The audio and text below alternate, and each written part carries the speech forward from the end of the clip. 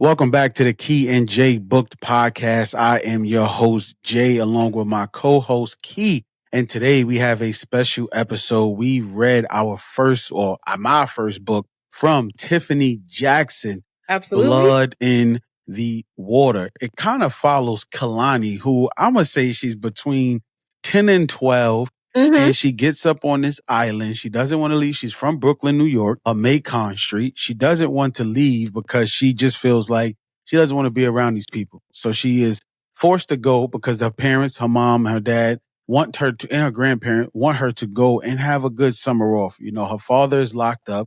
We learned that early, who was serving 7 to 10 years for a crime that she says he didn't commit, which we'll talk about later. As she enters Martha's Vineyard in Oak Bluffs with the Watson, before that, she meets up with her fake cousins, London and Cassie, who really shied her in the beginning because she doesn't come from money in their eyes. They feel like she's beneath them. London is continuously throwing shots at her. We'll learn that London is like, like the cousin who you can't mess with her, but I could. You know what I mean? So I'm going to kick it off to my co-host. What did you feel about the book thus far? So first of all, I want to say this book was written by a Black author. Tiffany D. Jackson is an American author. So kudos to her for that. And secondly, of course, since it's written by a Black author, the characters are Black. Kalani was one of my favorite characters of the year. Honestly, she was such a precocious teenager. I love the relationship that she had with her dad. Like Jay said, her dad is incarcerated in the beginning of the book. We don't really understand or know why until later in the book, but she is adamant that her dad is innocent, that he didn't do whatever they think he did. And from the very beginning, I just bonded with her with how smart she was. The fact that she wanted to be a lawyer. I remember when I was her age, I wanted to be a lawyer as well. I'm also super, super close to my daddy. And even though her dad was incarcerated, I mean, she would want to talk to him all the time, keep his spirits up. She was just honestly a really good narrator. I really liked Kalani's spirit. I also liked how feisty she was. Like Jay said, London and Cassie oftentimes would kind of pick with her a little bit because she did not come from money, and she would snap back at them. You know, she didn't like lying. She wanted to be a good person. She was compassionate. She was just a character that I imagine if I had a daughter, I would want my daughter to be friends with her. So that's the first thing I can say about the book is that Kalani was absolutely a standout character. And I definitely think people her age, like from the age of 10 to maybe 16 or 17, would absolutely enjoy the book because she is the narrator. Right. Understood. And we also learned that Cassie is 4 years older than the girl. So she never really gets into specifics, but I'm going to say the girls are between 10 and 12, which would make Cassie somewhere between 15 and 16 years old because she's 4 years older than the girls. We also know that the Watsons, who Mr. and Mrs. Watson, are the father and mother to Cassie and London. And their grandparents and their dad, like they basically know each other through work. He came up through a program.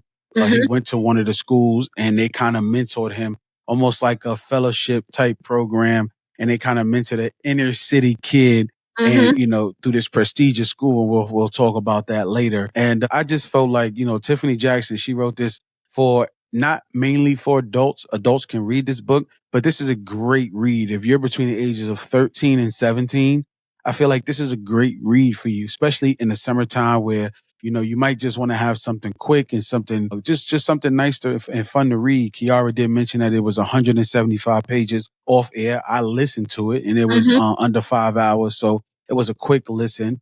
My co-host always finishes in a day. So shout out to her. So we get the Oak Bluff. Oaks Bluff is where they at the vineyard. We get to see that they own a mansion.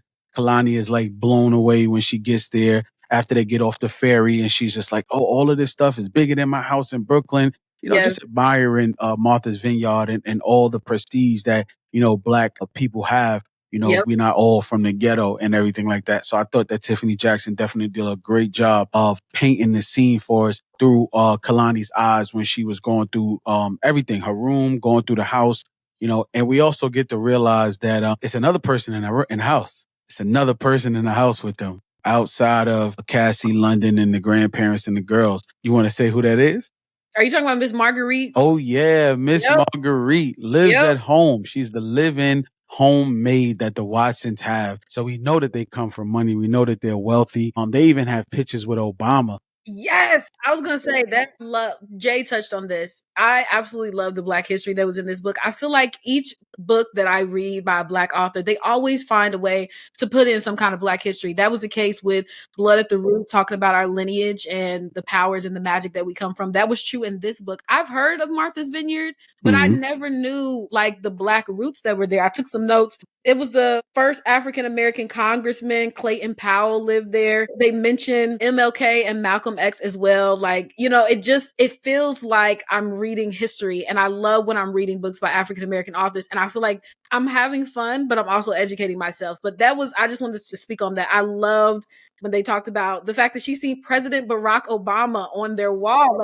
And I thought it was so cute how she was like, oh my gosh, President Obama pardons people. Like, even though he's no longer the president, he's the former president. And Kalani, as soon as she clocks that the Watsons know former President Barack Obama, she's like, I've got to find out where they are so I can get them to release my dad. That's why I said her relationship with her dad, even though he's not even like a main character in the book, he's incarcerated, was truly beautiful.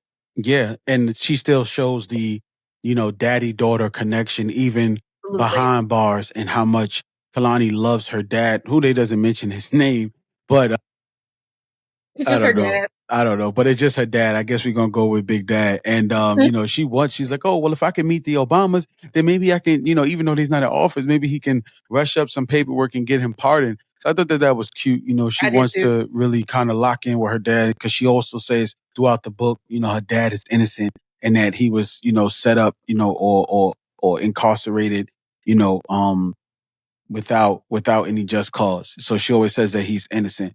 So basically, London and Kalani, they got to hang out with each other throughout the summer, throughout the book. They're the same age. Cass is older than them, and London doesn't like that because Kalani is, I think that she's the coolest girl on the block, but London and Cassie don't see her that way. They think that she's a lame, she's a square, her clothes don't fit, right. She doesn't have a cell phone, she's a little nerdy. And so London wants to be like her big sister Cassie. She doesn't want to be a little kid. So she hates the fact that Kalani is forced to tag along with her as she goes around Martha's Vineyard for the summer. Right. Okay. And then we also find out that Edgerton is where the Obamas come to vacation, and the institute that her dad went to was Parker Institute. Institute, where they said that helped him read and helped him on his application, sort of like he was like a project. Yes. Which we come to find out later, he kind of was a project in the way that they set him up. The girls want to go out. This is the first time they go out. And as Cassie is sneaking out, she get caught by the girls. Yep. And you know how it is. Oh, I'm going to tell my mama. I'm going to tell if you don't let me come, Exactly. I'm going to tell if you don't let me come. So she basically they bribe her into bringing her to the event, and this is kind of like setting it up to where everything happens, right? And I like the fact that she mentions, which is weird to me. Weird. Because what's up with all these people in TDE? What is up with our African American people in this TDE? Yes. Everybody, J-Rock is the best rapper of all time. J-Rock is mentioned a lot because J-Rock is Kalani's and her dad's favorite rapper. Also, Chadwick as well. That's their favorite artist. And I'm like, J-Rock, more TDE stuff? You know what I'm saying? Like, he's not that good. He had maybe one or two good songs, one of them being Win. And I think that was kind of like it. And I'm like, what? J-Rock. So, Tiffany, if you're reading this, I wonder if you're a big TDE fan. Or if you're just is, because it was hyping J-Rock like a lot in the book. Like Chadwick had tickets. Kalani actually gets in an argument with London when she says he's the best rapper, and London's like, he's not. Like he's not. I was on London's side on that one. I was on London's side. But they get help, and they all sneak out, and they agree to sneak out and meet up with Kalani, who they feel like is such a square because she's like, well, aren't we going to get in trouble? Kalani character in this book, she lives on morals. She lives on high ground. Yes, she doesn't lie. She's not somebody who is going to sugarcoat things. She likes to tell the truth. She's been brought up with morals, with ethics, with a code. You know what I mean? So with respect. So she kind of is that square cousin who, when they come around, oh, we're gonna get in trouble for that. Like, come on, sis. That's why I said I related to her so much, because I was the exact same way when I was younger. I didn't like doing bad stuff. If the grown-up said we had to be in the house by 7, I was in the house by 6:45. I was not the kid that you would see sneaking out. And I remember when I was in school, like they had privacy things on the computers. You couldn't have access to everything. And there's people who could get past that. They were looking at a Chris Brown video, I remember. And I went over and I'm like, oh, I want to see. And they're like, no, turn it off. She's going to tell, So I was kind of a square, kind of nerdy. So that's why I said, even though I'm 31 and Kalani was a teenager, I related to her so much. Like just connected me back to my youth. She's like one of my favorite characters of all time. I love her. And then we find out when they get to this little, beach party, I would say ravine beach party. Just picture all the teenagers of Martha's Vineyard coming together. Everybody come from a family of some type of money, and they're all just partying and getting down to it. Then we see the man of the hour. We get to see Chadwick, who just, what she said, comes through like a boss walking through the crowd. Yep. All the love. So he must have been like the big shot, in the vineyard, you know what I mean, of Oaks Bluffs. He walks right up to Kalani, and they just talk about J-Rock. He gets introduced to Kalani through Cassie, and they kind of talk about J-Rock. He makes that like a vocal point. I'm like, here Tiffany go again. Why not Drake? What's wrong with Drake? Because he Canadian? Really? I swear I never see books mention Drake. Like, he's literally one of the best. What is up with that? What is up with that? Nobody listens to Drake? I'm sorry. You know how I get about Drake. I'm upset now. True. I was. So then they kind of talk, and then, he brings, which kind of sets me up, because he brought up, after they kind of talk about J-Rock, he mentions to Kalani that he got tickets that he's going to go see J-Rock in a couple weeks, couple months, or whatever the case may be. She's like, he kind of had this, she said something about her dad, and he kind of, he kind of paused, like, she was, no, what happened? It was London. London had made a mean comment, because your dad is in jail, something like that. And Kalani was embarrassed, but Chadwick was just like, I mean, what's going on? Like, he wasn't like making her feel bad because her dad was in jail. And she was talking to him, and he got this funny look on his face, and then he just abruptly left the conversation, the conversation, pulled out his phone, and like went near the ocean or like the lake or whatever was over there by the beach that they was at. And I was like, I wonder what was that about? And I also want to add, this is the part where we really see the tension between Chadwick and Cassie. When they meet very early on in the story, you can tell that there's something there. Like, do they like each other? Do they not? You know what I mean? It's some kind of tension. And that night you could see both of them looking at each other, but they're very, very cold to each other. So this is the part of the book where I was like, what is going on between Cassie and Chadwick? Like, and I'm wondering, is this going to play later on into the story? You know what I mean? Right. And it does. It definitely does. It does. We get to see him walk away, and it was like he was checking for something. Like, he was looking for something, like, okay, all right, let me step to the side. And she mentioned it, but kind of wanted to brush it off to keep us interested. But I did peep that notation. And I guess that's from my detective Frida McFadden vibes. So I kind of seen once he went over there. And to me, they kind of bonded. Like, he didn't judge her for being from Brooklyn, not coming from money. And they bonded almost like little bro, big sis vibes to me. And that's when, she mentioned that her dad worked for them, and, her thinking that we set him up. And then we get to meet, in comes Jaden. Yep, Jaden. In comes Jaden. And Jaden is the family caretaker. He's kind of the around the house guy. Miss Margaret is the in-house guy. He's kind of the around the house guy. His parents, they basically, when they're not up there for the winter, he's just there, just doing the house ground, doing the grass, doing all of the odd jobs around, the Watson's Manor is what I'll say. And then, here go. These two dudes out here fighting over Cassie. What did you think about the fight? I thought it was crazy, especially because I didn't really know what was going on between the characters. It was like a really weird love triangle, because we don't really know what Chadwick's relationship with Cassie was. We don't really know what Jaden's relationship with her is. But the boys fight. Chadwick, which I love his name, by the way. Did I already say that? I don't think I did. I love his name. Nah, you did. Okay, Chadwick is, anyway, I really liked him as a character too. But he throws the first punch. He punches Jaden. And boy, does Jaden clean him up, beat him up. His nose is gushing, like, you know what I mean? You busted his nose, and then the police show up. We hear the blue lights, wee-oo, and everybody disperses. Split up. Everybody splits up. Cassie tells Jaden, hey, take the girls home, take London and Cassie home, and she gets in the car with Chadwick, and the girls go home, and what happens next? So they kind of, they basically just get up that morning and, everything is going well. And then everybody is like, oh, the police show up and they're investigating a homicide. They get up, the girls get up like nothing never happened. You know how it is. Oh, what did you girls do? Nothing. We just hung out. We just chilled out. And then they're all having breakfast. And then the police show up to the Watson's house. And this is where the book starts to take its turn. We get into the thriller. We get into the thriller moment. And we find out that the police, which I wish they had names. I like that she kept it simple. Yeah, she got names. We don't call police by their names anyway in our community. Even her name was Mrs. Watson. Right. We don't even know. I was like, what's her first name?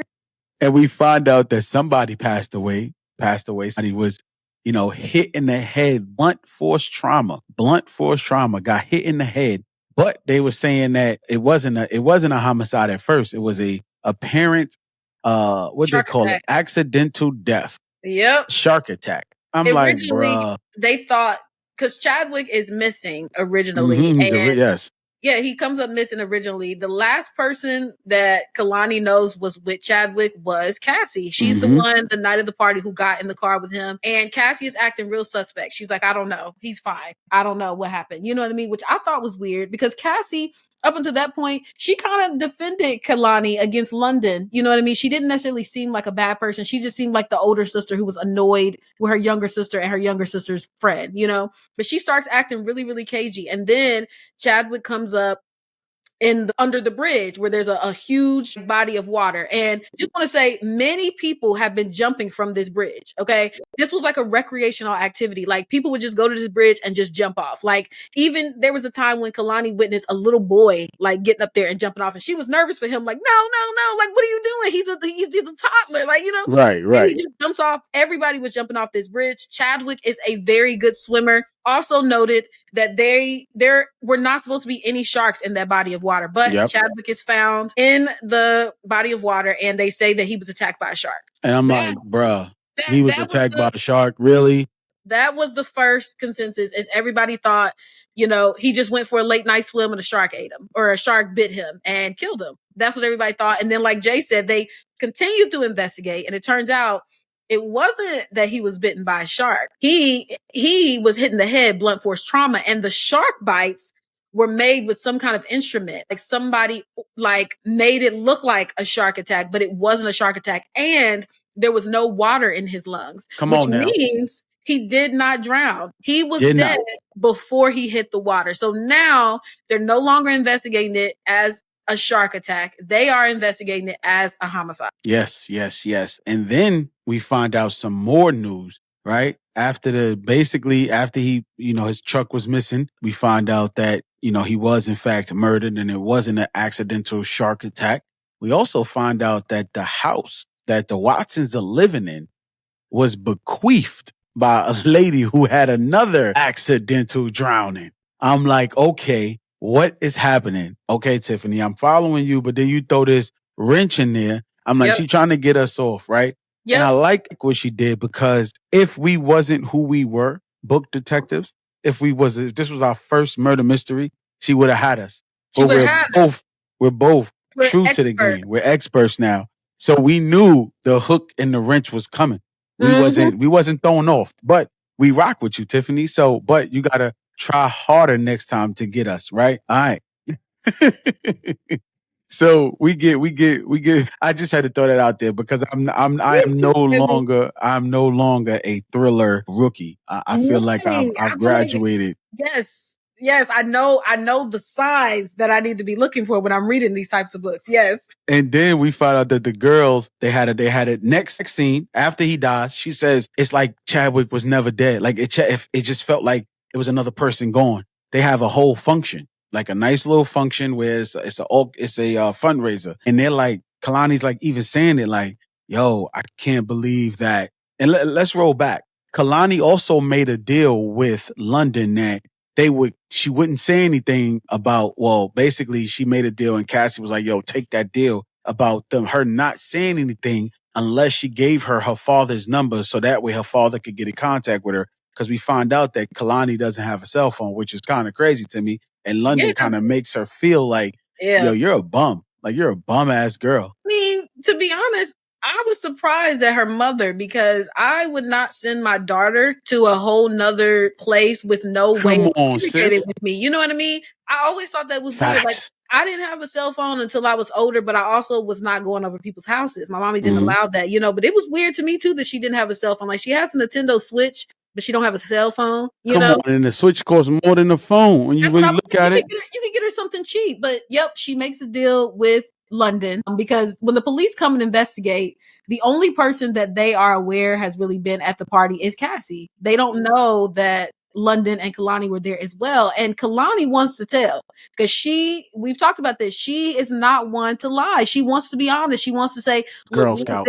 We was there. And they're like, please don't tell, don't say nothing. And she makes that deal with London. Look, please, can I give my dad your number? Because I'm always with you. And that way I never miss his call and I won't say anything. Not that that means much. We'll find out later, you know, not that that means much, but she did make that deal. And I also want to talk about what you said, Jay, that everybody just moved on from Chadwick's death. Like everybody was just like, okay, well, that like, it was like the very next day they were already going back and diving in that lake or river. I forget what it is, ocean, lake, river. They were already going and diving. And I don't know if that is something that is just Tiffany wrote that in to show the callousness of people, like they just really didn't care, or if it was just a little unrealistic. Because if someone was perceived to get attacked by a shark in that body of water, I would thought it was crazy that people were going the very next day and jumping in it, or, you know, a couple days later and just jumping in it like it was nothing. I was like, if he got attacked by a shark, don't you think you want to stay away from that? Like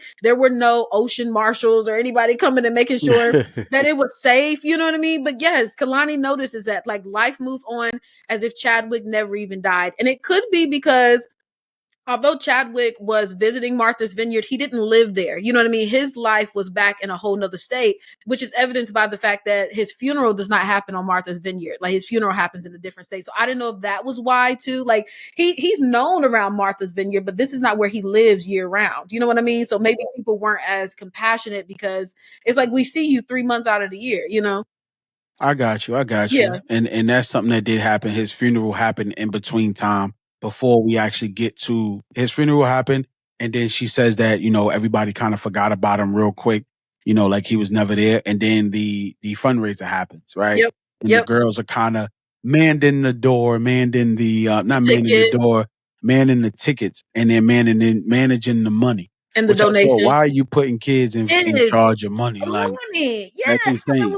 But I think the Watsons, they're old school. That's what I got from them. And they're like, you know what? Y'all gonna be put to work. And it reminds me of my upbringing when, you know, I didn't get to handle money. But, you know, whenever there was something going on at the church, we was the kids was the one. I mean, we're free labor. We're the ones that's right out there like taking tickets. Maybe we didn't take money, but you know what I mean? We was handling something. So like, and the Watsons are old school. They're like, yeah, y'all gonna be working. Like y'all gonna be doing something. But yeah, they start manning the doors and getting the tickets. And when they're there, Kalani witnesses Cassie talking to Jaden again off in the corner. Mm-hmm. Yep, and they seem to be arguing. So I was like, that's interesting. And it's like, okay, why they arguing? You know what I mean? Like, why did they have to go to the side and argue? And I was like, okay, something is happening with them. Let's see how this unfolds, you know, later on. And then we kind of Kalani is one thing I will say is Kalani is very upstanding, and I like the fact that even though she has more morals than the people with money. Yeah. She don't have the money, but she got the morals. And the people who have the morals, the people who have the money don't have the morals because we come find out that $1,000 is missing. So the next day after the auction, after everything happens between Cassie and Jaden, we come to find out that $1,000 is missing from the cash box. And who do Mrs. Watson think stole the money? It's not my daughters. Not my precious daughters. Right. Because they come from money. They wouldn't steal a thing. It was that outsider. And London kind of just jumps out and just says, she stole the money just like her dad. Yep. And I was like, yo, punch her in her face. Punch that little witch in her face. London really was pissing me off the whole time. She really did. And it was crazy to me that London didn't put the pieces together. Like, because before the Watsons accused Kalani of stealing that money, Cassie took them all on a shopping trip. And I'm like, Cassie is a teenager. She's what, 15, 16? She ain't got no job and she ain't got no money. And she was just, yeah, get it. I'll pay for it. I'll buy this. I'll buy this. And so the next day, when they're like, oh, somebody stole the money, immediately I was like, it's Cassie, obviously. And even Cassie was not kind of sticking up for Kalani. Her and London were both trying to pin it on Kalani because of her father's history. And again, we don't quite know what her father is in jail for yet, but now we know that it's something involved with stealing, like stealing money. And I thought that was crazy. And Kalani gets really, really upset. She's like angry and she wants to leave because she's like, I've been nothing but nice to them. And the first thing that happens, they accuse me of stealing. I didn't steal anything. I don't have to steal anything. And I was like, girl, I'm with you. I know you didn't steal it.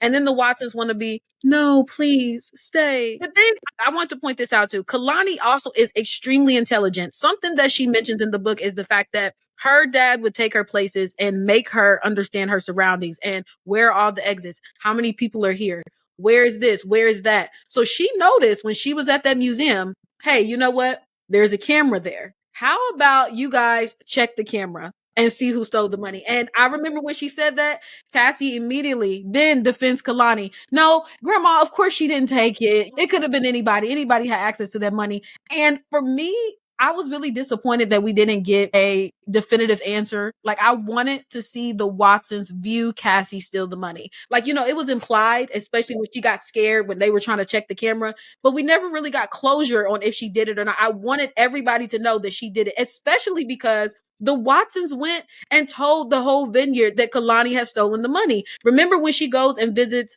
Miles and Chadwick's mother, and she's just like, oh, just like your dad, you're a thief. And I'm just like, how would she have known that Kalani stole any money unless Mrs. Watson went and told the whole neighborhood? You know what I mean? I thought that was crazy. And then not only that, let's go back until when they said she stole the money, right? She was like, yeah, you stole just like your dad. And that's why I gave him a fake number. I couldn't have no prisoners. Yes. And I say, yo, what? After she was being nice to her the whole time, you gonna tell this girl you gave her a fake number because you didn't want her prisoner dad to contact you? And I say, yo, why don't you just take off on her? But she did not stand up for Brooklyn, because if you was really from Brooklyn, you would have went in her mouth. Instead, you took off in tears and got up out of there.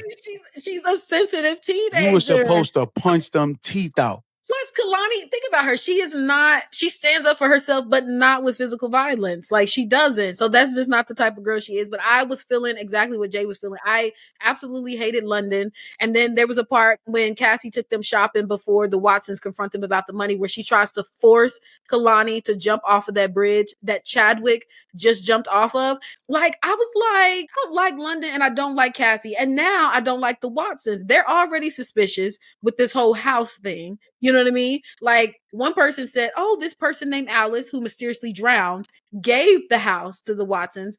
Someone else said, no, they bought it. So which is it? So I don't like the Watsons at this point. I don't like Cassie and I don't like London. Like, everybody's against my girl Kalani. And I just want to say, I'm happy that she had Miles. We haven't mentioned him yet. Miles is Chadwick's younger brother. And I'm so happy that the author did not make their relationship romantic. I love that she kept them as friends because they're teenagers. Just let them be friends. But he was her support system and she was his. And I was happy that he believed her no matter what happened. He knew that that wasn't her character. And then we kind of find out a small detail in this part. We find out that her dad, we didn't find out the real charges yet, but we found out that her dad was accused of stealing money from the firm and moving it to an overseas account. But because he didn't want his rep further ruined or didn't want any more money thrown at the case, he just took a plea deal so they wouldn't mess with the mother's assets. Yeah, so because they were going to go after her stuff. And if he was in jail and they're messing with the mom's assets, she's a single mother now. What are they going to do? So, yep. And he then took a plea deal. We find out that Miles's brother, Chadwick, broke up with Cassie. But why did he break up with Cassie? We found out he broke up with Cassie because the Watsons was throwing dirt on his name. The Watsons is so messy. They're so messy. So messy. Like, they're throwing it on them. Like, he basically tell them that, like, when they on the merry-go-round. They kind of go out, they're having a little friend date. And, he takes on the merry-go-round and then he kind of tells her why the brother broke up. Because I was wondering why they had an issue. Yeah, because they said that he left Cassie for another girl. That was the narrative that was being spun, but that wasn't true at all. He did not leave. He was just like, I don't need the smoke, because the Watsons were spreading rumors about him. And I think this part mentioned that Cassie went crazy after he broke up with her. Like, she really, really liked Chadwick. Like, she liked him very, very much. And she went crazy when he broke up with her, which is why I found it so odd that she was so blasé about his death. She literally did not seem to care. She wasn't interested in investigating. Like, she went to the same river that he drowned in. It's like, yeah, let's jump off. You know, it was weird to me. I'm like, girl, Cassie, that was one small critique that I had about her character. She wasn't a mean girl in the beginning of the story. And then she just changed. Like, she became this cold, callous, calculating sister. And I'm like, where did this come from? Because she wasn't originally like that. I understand. True. And then we also find out that throughout this book, Kalani and Miles formed this little investigation group. They kind of go, whether they go to the scavenger hunt or whether they go, but kids is so funny because when they was all together, right? All of this detective work makes me hungry. Yeah. Your brother just died, but you want ice cream. You want lobster rolls. You want to eat this. You want to eat that. And I'm like, the innocence still of kids. Yes, they're very resilient. It's a big thing, but goddamn it, we're still hungry. Yes. Right? My brother died, but I'm still hungry. I'm still hungry. You know what I'm saying? Like, I just felt like when they had their little investigative group and they was doing all of these things, trying to find out who the killer was, trying to find out different information, I felt like it was like the Black Stranger Things without all the other stuff. Yeah. Right? They had their own group, right? Yes. And I just thought that was a dope way for her to throw other people in it without giving them a full backstory. Like, they didn't have to go into their past. We knew that Dion was the extra friend who was close with Miles, who also liked Kalani too, who wants to help. London is like the person who don't really want to get involved. She's mad they don't want to involve her, so she try to front like she don't want to be involved. Yeah. But then when they ask her to be involved, I'll go.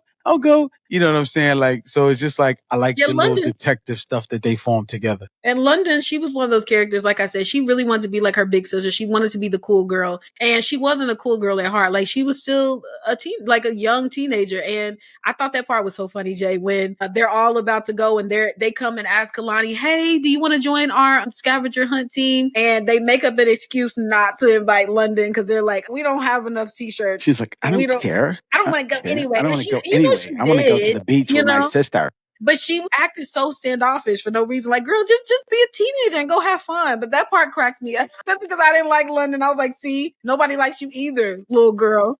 Like, I couldn't believe I had beef with a 12-year-old. Facts. And then it starts to get tricky now, right? It is tricky. So the next couple scenes is actually coming towards like the end of the book, right? The kids are finding their way. They're finding out all of these different clues as they're investigating. And then something happens, right? We find out that as, what's her name? As Kalani is getting blamed, right? Again, she just shoots off and says, Cassie did it, right? And I'm like, girl, why? You don't really have no evidence. You just got them arguing. Why would you say that she did it? She seen them shoes, Jay. She felt like that was enough. But that was all she saw. The blood on the sandals or the blood on the shoes. But what does that mean? A lot of things could have happened that night. What if she'd have cut her leg? You saying it, and I ain't gonna lie. When I was reading it, I said it's too early. I looked at the book. I looked at the how many minutes I had left in the book. I said, no, it's too early. Somebody else. And then it's too easy to make Cass a strange girlfriend who killed her boyfriend. I just felt like, nah, it's still too early. After we find out two things before this. So we find out that Alice McBride. Do you know who Alex McBride is? I know you know who Alex McBride is. Yep. So, Alex McBride was the previous owner of the Watson's house, and she was really good friends with Mrs. Watson. And she was also a extremely good swimmer, and she drowned. So I thought that was very interesting. We know who killed her. Like, wait, no. Don't say nothing now. Jay, you jumping the gun. No, I know. That was on me. Don't. Where's the Men in Black flashlight? Beep. Y'all didn't see that. You are getting sleepy. Yes.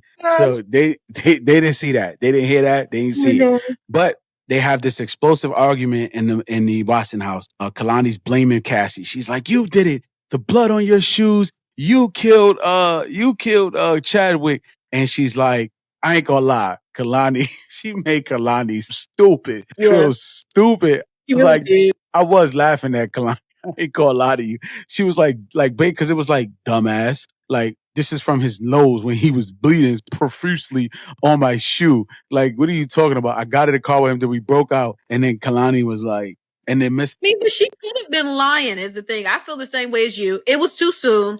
Way too soon. She jumped the gun. The book was making it seem too much like it was Cassie to where I was like, I know it's not her because that's too easy. She set it up to look like it's Cassie. Of course, immediately eliminated her. But I remember when she was like, oh, his nose was bleeding. And like, I believed Cassie, but at the same time, she could have been lying. I mean, because she lied to the police. Remember, she didn't even admit to them that she was the last person to see Chadwick. She was acting very like, I don't know. And you know what I mean? And then they caught her in a lie. So I was like, she could be lying. But like you said, it was too soon. So yeah, she made Kalani look real stupid. And I was like, girl, if you want to be a lawyer, you got to have the facts first before you start making accusations. And I was so mad because she was so smart the whole book. And then she did that. And I'm like, damn it. Like, girl. So now I'm thinking like, okay, we got her blaming. So now Cassie leaves out. She dips out. But even before that, comes over to the house. And he was like, yo, you had me feeling stupid. Because her and Miles kind of have it out. And she's like, yo, you had me running around when you knew all of this time that the last person to see my brother was Cassie. And then we find out that London actually comes to his Kalani's rescue and kind of sets the record straight. And I was like, okay, you on sis side now? This what you're doing? Now you on Kalani's side. But it was like, only I can make my cousin feel bad. But y'all ain't about to make my cousin feel bad. So you can back up. We've been helping you out. You know what I'm saying? She been busting her tail trying to help you out, trying to solve your brother case and prove my brother's innocence at the same damn time. Exactly. And then Kalani, sure enough, kind of agrees like, yeah, this is what I was doing, taking the moral high ground again, telling the truth. That's who she is. Right. And then, so now we fast forward again back to what we was talking about, and she leaves the house again. She disappears. She runs away again because she feels stupid. She was wrong on this one. She was. And I think she felt more embarrassed because she accused somebody who didn't do it. And she came from that. She watched her father get accused of something that he didn't do, which we're going to find out some things in a minute about her dad. Yeah. So when she comes back home, they're like, Mrs. Watson's like, I'm taking you back home. You're done here, basically. I can't put you on a ferry, but I'm going to put you on a Peter Pan bus. And I'm like, a Peter Pan bus, bro? And then Kalani says something.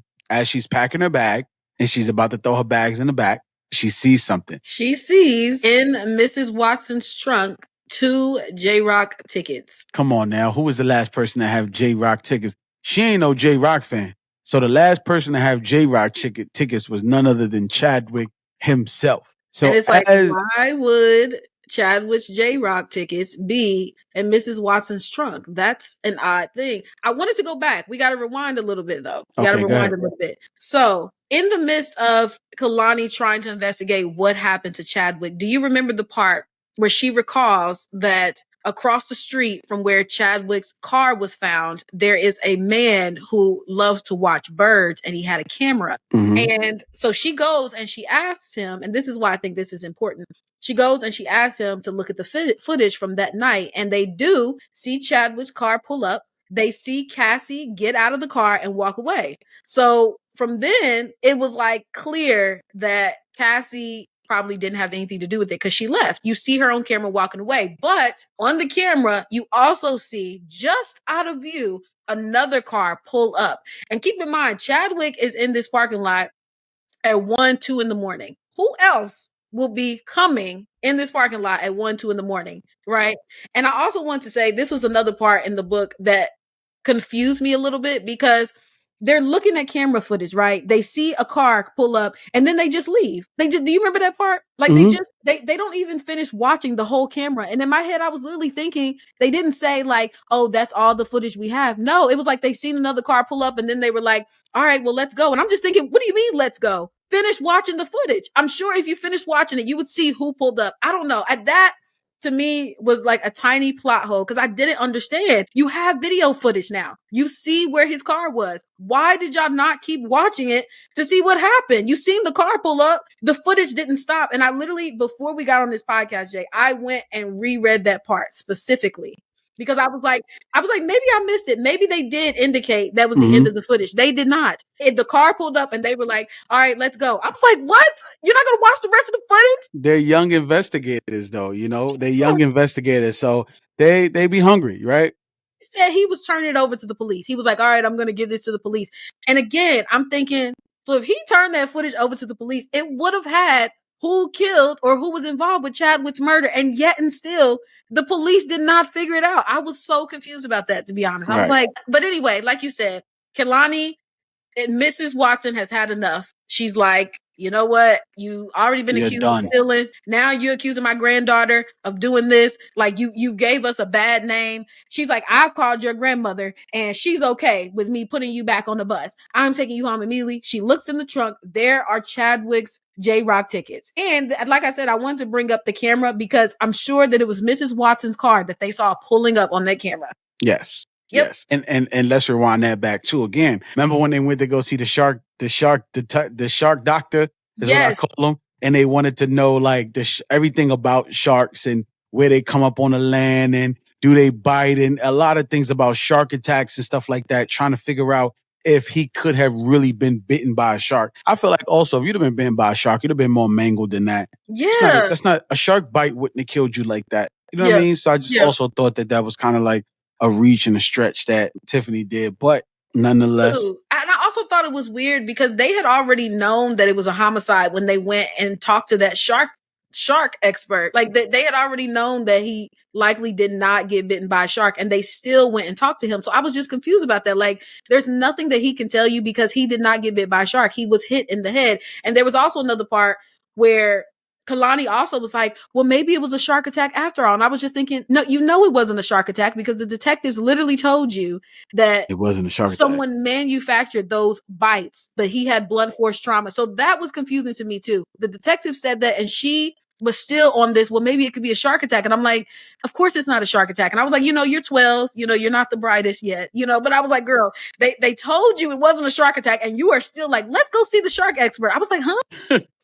So we find out, so right before Kehlani, we see the tickets. They're about to get in the car to go away. London comes up to Kehlani. And they kind of have this exchange. And which is, I think the end of this book took it from a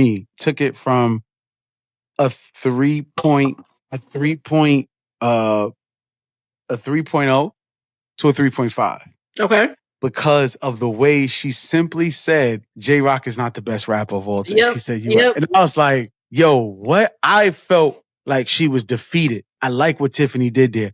I felt like Kehlani has finally been defeated. She's like giving up on everything. But little do we know, she was setting that up for the next move. What a lawyer Kehlani is going to be. Yeah, I thought that was, Jay, you're absolutely right. That was absolutely genius because the whole book, like you said, J-Rock maybe ain't all that, but to Kehlani, he's everything. He's her favorite rapper. She's constantly talking about him. That's something that her and Chadwick bonded over is their love of this rapper. Her and her dad love this rapper.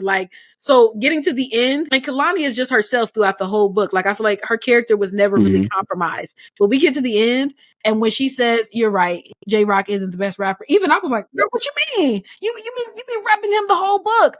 But again, like you said, I thought that was really smart of her to do. And this just goes to show, even though I did not like London for almost the majority of the book, she also is smart. And she picked up on the fact that Kehlani said that. She's like, wait, this girl's been repping J-Rock since we got here. Now she's agreeing with me that he's not the best. Some dinged in London's head. Like something's not right, And the fact that Kehlani talks about the fact her grandma is very, very protective of her. There's no way that her grandma, there's no way that Mrs. Watson would call her grandma and her grandma would be like, yeah, put my baby on the bus in the dark. There's no way her grandma would do that. So even Kehlani is thinking something's wrong here. Something's wrong. I don't know where Miss Watson is taking me, but it damn sure ain't to that fairy. Ain't to Peter Pan. So they passed that. They passed that. And she's like, well, where are you taking me? And then this is where we find out that Mrs. Watson is the one who killed Chadwick. Yep. And I'm like, okay. I didn't think that it was her because I really thought, I ain't gonna lie, I thought it was Mr. Watson because he was too quiet in the book. He was kind of just, just the happy. And he would get creepy whenever Kehlani was talking to Miss Marguerite. You know what I mean? And Miss Marguerite was real scared every time she would talk to Miss Marguerite, who she know the secret. She's the housemaid. He would always come around and he would just be like, this is what I picture. Because she would say he would just be smiling. This is what I picture. This is in my head. He looked creepy. So I was like, he definitely had something to do with it because he was just a creepy guy. But to find out that Mrs. Watson did it, I'm gonna be honest. I would have preferred it to be Mr. Watson because even as an old man, like my granddaddy is 80, he's strong. And like he's a strong 80-year-old man. Like if he killed Chadwick, that would make sense. But you tell me Mrs. Watson, old Mrs. Watson, overpowered a 16-year-old teenager going through puberty. And of course she had help though.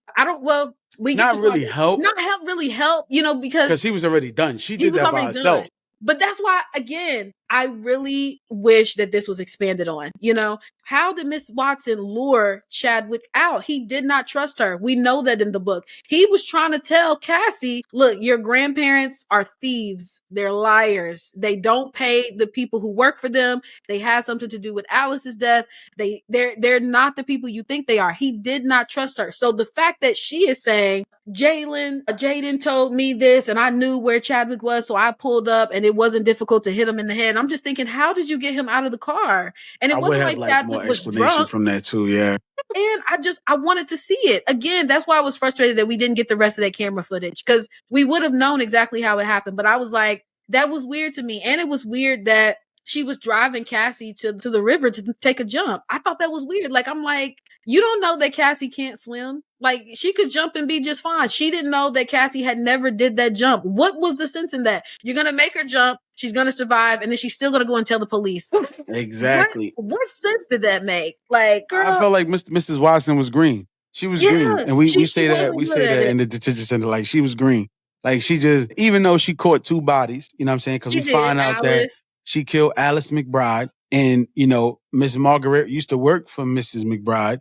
And we found out that she used to be all around the house, all around Miss McBride's house. She basically just wanted to be Miss, and basically she kind of took her out and the everything was bequeathed to Mrs. Watson. And that's how she kind of came up off the fortune. So the house really wasn't even hers. But Miss Margaret was too scared because she used to be there. She'd been there since she was younger. And she ain't got nowhere else to go. Again, that didn't make sense to me. Because I'm like, if you believe that this woman killed the woman who originally owns the house, why would you not tell the police? I didn't understand that. If you told the police, like, I'm sure that the people who bought the house will let you stay. I mean, I don't know. You just tell them I come with the house. I'm a housemaid. Like, that's what happens. But I can kind of understand her feeling like this is where I've always been. I don't want to live anywhere else. Even if she told, there could still be a chance that they're investigating and then she has no place to live. Like, what if the new owners were like, we don't need a housemaid. So I do understand why she was a little bit scared and why she was a little bit nervous and why she didn't tell.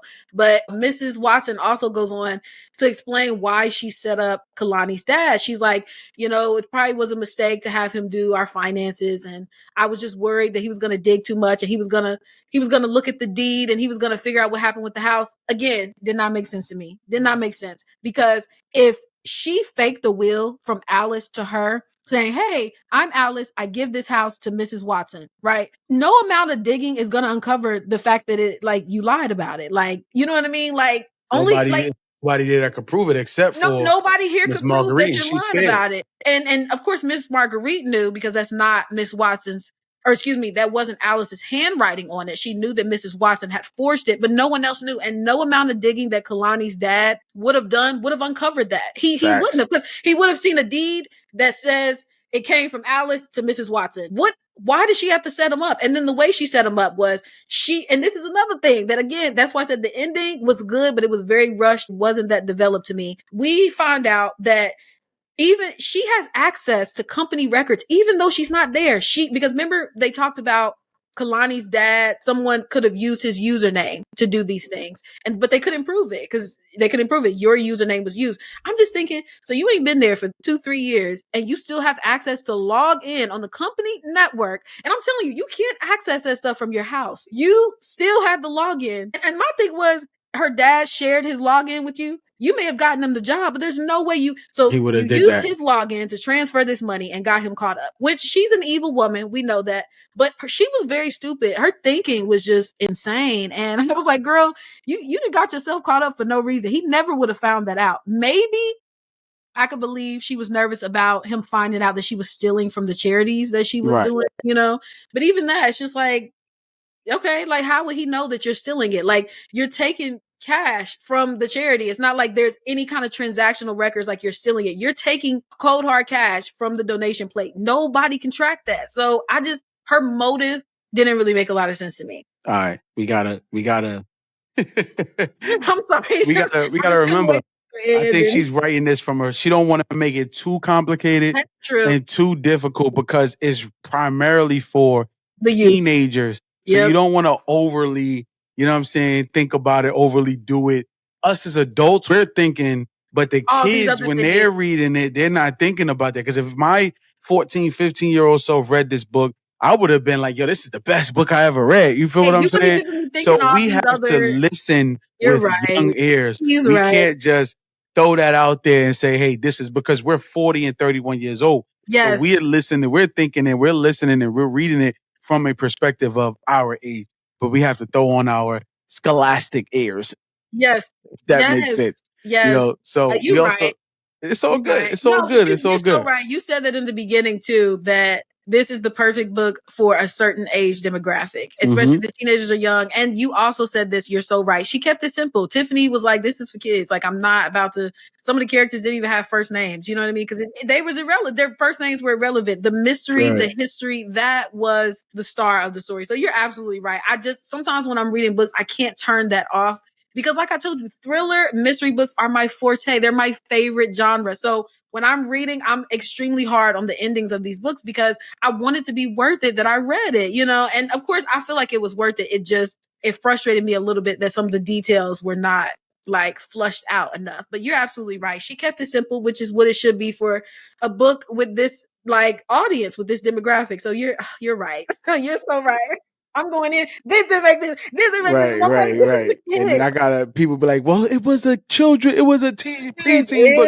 So we did throw that. I got my co-host right. So we back now. And we find out that she tries to basically, you know, she confesses to everything. Like you said, she confesses to Kalani everything that happened, you know, everything that she did from, you know, Alice to, you know, Margaret to Jaden to Chadwick and what she's currently about to do to Kalani. She kind of get up there, girl, you know, and you're going to jump. And Kalani's like, I can't swim. It's like, so what? I'm trying to kill you. Like, it ain't got nothing to do with it. I don't care if you can swim or not. You know, and as she, you know, they kind of having a small dialogue. It wasn't very long. She kind of just, you know, tells her like, get up there. Like, oh, I can't swim. And she's struggling up there. And then Margaret kind of, when she sees somebody pulls up, pushes her right in the little stomach. Get out of here. Got to get out of here. And she falls off the ravine, off the bridge that all the kids jumped off in the beginning. But and she's struggling to swim, right? Yep. She kind of, which I like this part because she says, I watched the kids do it before and I seen how they hit the water, held their nose and kind of swam up. They kind of just were still, swam back up, you know, and she's obviously in a place where the current is strong, the tides are strong. So she's trying to get over to, you know, a nice little rock. But she kind of feels like, you know, she can't swim, but she kind of sees like, oh, snap, I can step on here. It's not as, you know, deep as I thought it was. It's kind of shallow, you know, and she was able to kind of escape and get up out the water, you know, and the police pulled up on Mrs. Watson. You know, they arrest her, which is like, it's not really the best, you know, but again, 15-year-old ears, right? 15-year-old eyes, you know, they kind of arrest her and, you know, her own daughter turned her in. London said that. I know Kalani very well, basically. And I know that she lied to me about, which her being immoral led to her saving. So the whole time she stood up. Yeah. The one time she lied, it saved her life. Yep. This is why I say Tiffany still had the thinking cap on. Yep. If I was reading it in 15 years, I'd be like, this is the best thing ever. Yes. She lied to the girl, and that's how she got saved. Yo, this is crazy. That little thing would have drove me, but we've been reading thrillers, so we done heard the best. But you're right. You said that too. When she set that up, when she lied about J-Rock, even I can say like that was one of my favorite parts of the book because I thought this has to mean something that she's lying, and I love the way Tiffany set that up. and then London even noticing it. And that was really special to me because, London and Kalani, they don't like each other in the book. Right. But London was like, oh, nah, you got and remember you said it, Jay, you said it. London got that cousin energy where it's like, listen, I can talk crap about my cousin. I can mess with her, but don't nobody else, including Mrs. Watson. You're not going to mess with Kalani. And I love that. I love it. So yeah, London saves the day. London definitely saved the day. I felt like everything she did, she redeemed herself. She saved Kalani. She told the police everything. Mrs. Watson, basically got charged with everything in the book, from killing Chadwick to killing Alice. They're gonna reopen the Alice case. Jaden is locked up. He confessed. He told the police, nabbed him up. He told them how he helped her move the body, even though he didn't kill her. He helped her move the body. Everything came to light. And we found out that Mrs. Watson also set up Jaden, Kalani's dad, and made it seem like he was the one who was stealing the money when it was her, in fact, using the funds because she worked there for over 30 years. So she knew the access around the kind of how to move money. And she kind of made it seem like, oh, this guy, we raised him to be who he is today. If it wasn't for Parker Institute or Parker, whatever prestigious school, private school, he wouldn't have had this. But she also went around that and it's like, I made you, I can break you. She used her influence and her power to put an innocent man in jail. So all of this stuff came to light when Mrs. Watson was arrested. Mr. Watson had no clue. He was befuddled, oblivious, all of that extra good stuff. Which I thought was crazy. Because I thought surely if she knew, maybe he knew, but she was like the ringleader of it. You know what I mean? But he literally had no idea. He was just a dumbfounded. Yeah, dumbfounded. He was just kind of a creepy, smiley old man. You know what I mean? But he had no idea what his wife was up to. So right, and then that's kind of then they kind of Mrs. Watson is being arrested, and everybody got to go home now. After all the aftermath happens, everybody's going home. The girls are back on the ferry where they started, which I like how she bought it tenfold. Yep. And London is kind of coming to the realization that, friends are needed. Friends, you can call on them. You don't have to be around them all the time. She even said it. You got Mal's number. You got Dion's number. You can call them. That's what makes a friend. You can call me. You know what I'm saying? Whether it's the connection from Connecticut to Brooklyn, you can still call me because that's kind of what friends are for. And we don't really get too much from Cassie after that. Like, Cassie plays like she's just like the middle person to make you think that she did something, but she really wasn't. Like and then she kind of fades out of Black because it's really just about London and Kalani's relationship towards the end. Yep. We also find out. Yeah, we also find out that, hopefully, and I kind of wish the dad would have got a clean pardon in the book.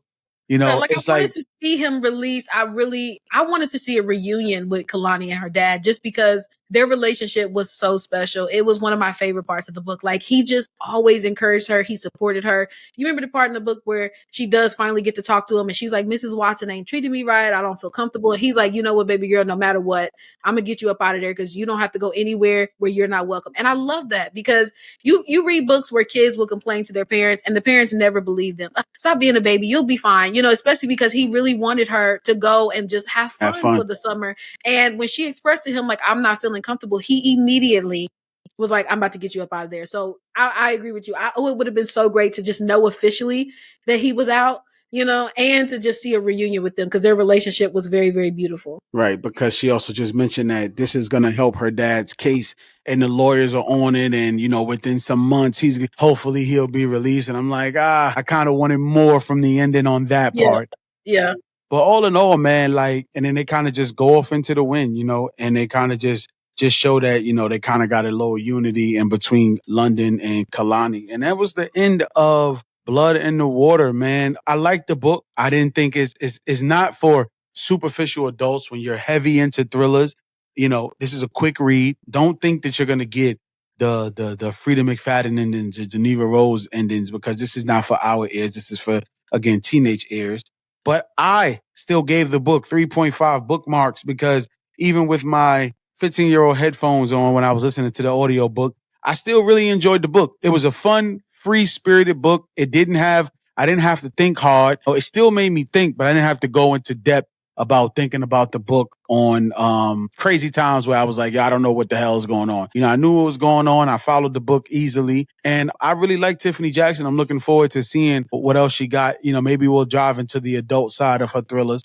But yeah, I gave a book 3.5 bookmarks for me on a scale At my adult ears, I'm probably gonna go like 2.5, 3, but the 3.5 if I was a teenager. What about you? I rated it 3 bookmarks. I feel like if I was rating it as a teenager, it would probably be 4 stars, honestly. Because, like you said, she kept it really simple. I feel like if I read this back then when I was that age, I would not have noticed any of the inconsistencies that I noticed as an adult. I would have enjoyed it. Like I said, Kalani was an amazing character. Like, I really, really liked her, like, so much. And I seen myself in her so much. So I imagine like 13-year-old Kiera reading it and like finding a friend in Kalani. Her name is Kalani. My name is Kiera. So like when I put myself, like Jay said, in that, young adult, not even young adult, like teenage mindset, I feel like I would have loved the book. Like you said, maybe I would have took a star off just because Cassie's character changed a little bit. And then the ending, like you said, I wanted the reunion between Cass and her dad. So as a 12 and 13-year-old, I would rate it a 4-star. As an adult brain, I would rate it 3 bookmarks. Absolutely.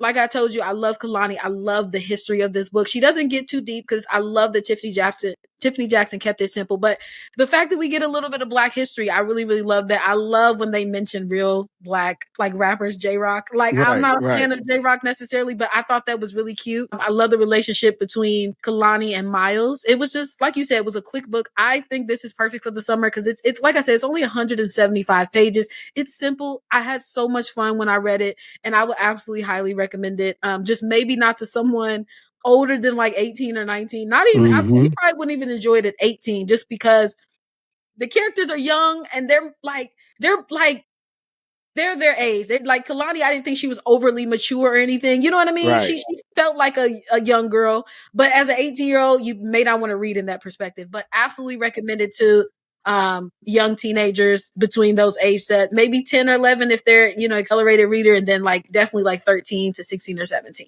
I got you. Tiffany Jackson, you did your thing, man. This is the Key and Jay Book Podcast. I am your co-host, Jay. This is my co-host, Key. She's the reader. I'm just a speaker. Peace.